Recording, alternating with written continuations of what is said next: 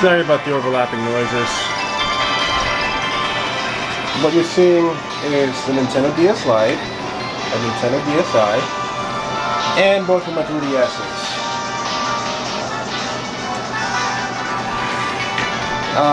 It's pretty obvious what you are used to, Pokemon X and Y.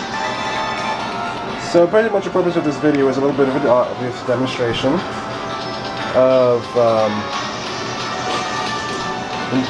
what can easily be considered, either, depending on how you want to slice it, so for Pokemon games, or three of Nintendo's handhelds. You got the DS Lite, the DSi, and of course you've got the two 3DSs. So here's what we're going to do. I'm going to reset my DSi and turn off my my DS Lite, and now we're gonna exit out of whoops, didn't do both at the same time. We're gonna exit out of X and Y. There we go. Perfect. So anyway, some of you, if you've seen my pictures, have already known that I've had this one, and this one. I got this one a few days ago as part of a promotion that GameStop is having at the moment for the next 4.5 weeks now, where you can get a DSi and two pre-owned DS. Actually, let me back up a minute. You get this and any two of their pre-owned DS games that are $20 and under for just $70, which really isn't that bad of a deal when you think about what the DSi can do. So basically, here's the difference between this thing and its successors, the 3DS. So I actually meant to make this video last year, but then I remembered I didn't have a DSi anymore because I traded in my DSi at the time to get this one. But anyway,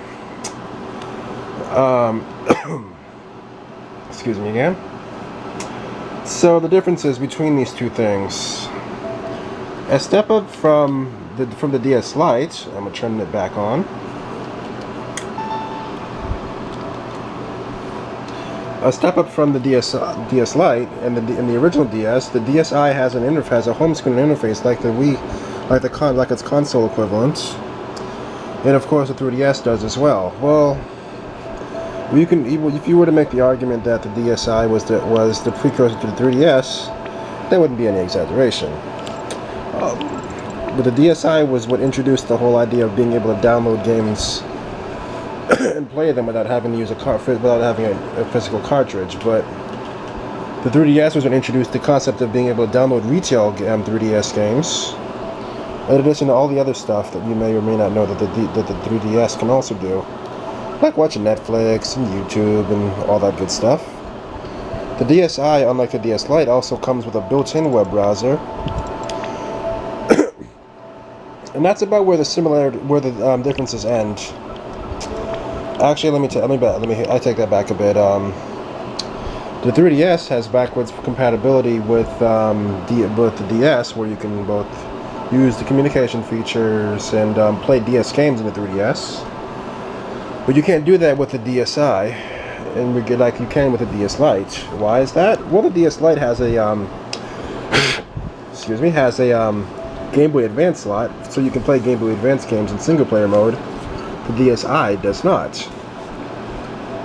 However, here's where things get interesting. The DSi, like the 3DS, allows you to use SD memory cards. You know, the kind that you use to like on cameras and stuff like that. Those will work on a DSi as well as 3DS. And I apologize if you can't hear me very well because I have my fan going full blast to my left. But anyway, with those of you that have a 3DS already knows what that means. You can use you can listen to music and take pictures with your DSi, which is a pretty good deal. Considering, again, GameStop currently has a promotion where you can get a DSi, a pre-owned DSi, and any two DS games for under $20. That's a pretty good deal. Just be advised that The DSi that you get doesn't come with an SD memory cards, but in my case, I happen to have my 2 gig memory card from my original DSi, so yeah, I was pretty much set in that regard, but that's just speaking for me. If you already have a 3DS, like I do, in which case I also have 2 16 gig memory cards for both of my 3DS game systems. If you're getting a DSi next, what was I going to say? Oh yeah, if you're going to get a DSi, I'd say the biggest size that you would need would be a 8 gig memory card.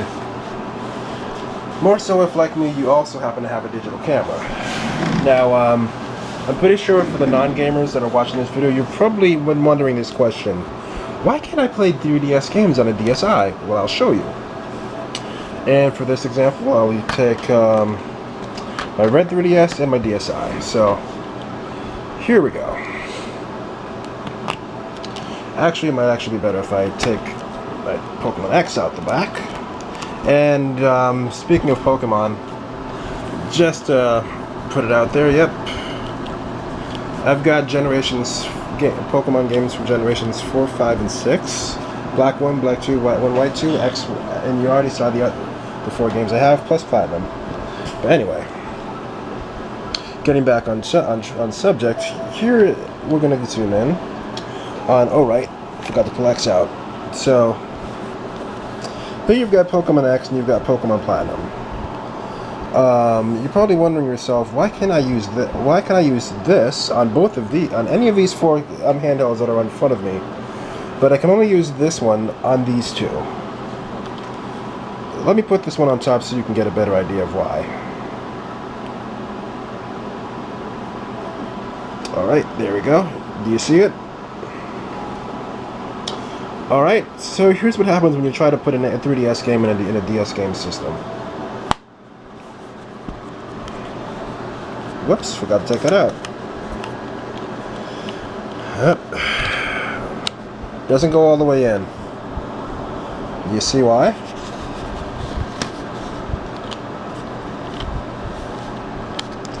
There we go. Now you see it. There it. See, that's. I'll turn my 3DS over so you can see on the back. Actually, this actually might be able to make it a little bit clearer. So, the 3DS game cards have this little pocket here in the corner that pretty much makes it impossible for it to fit inside of out of anything that isn't a 2DS or a 3DS family game system. However, since that physical restriction isn't there on DS games, that's why you can fit them inside of a 3DS. So there we go. If you ever wondered why, now you know. The more you know, the more you grow and all that stuff, and that's pretty much all there is to it.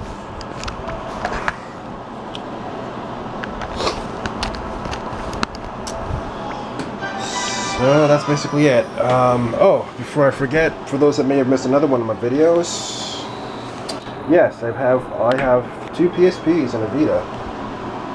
Here's the Vita, and my other 2 PSPs.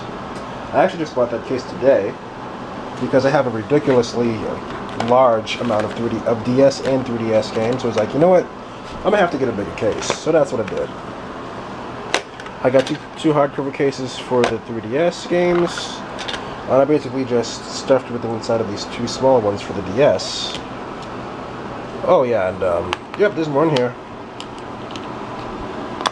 And more in here. If I can get this open. Oh, there it is. So there we go. Whew. I might need a bigger room. Yeah, there's more games there. That's basically all you got.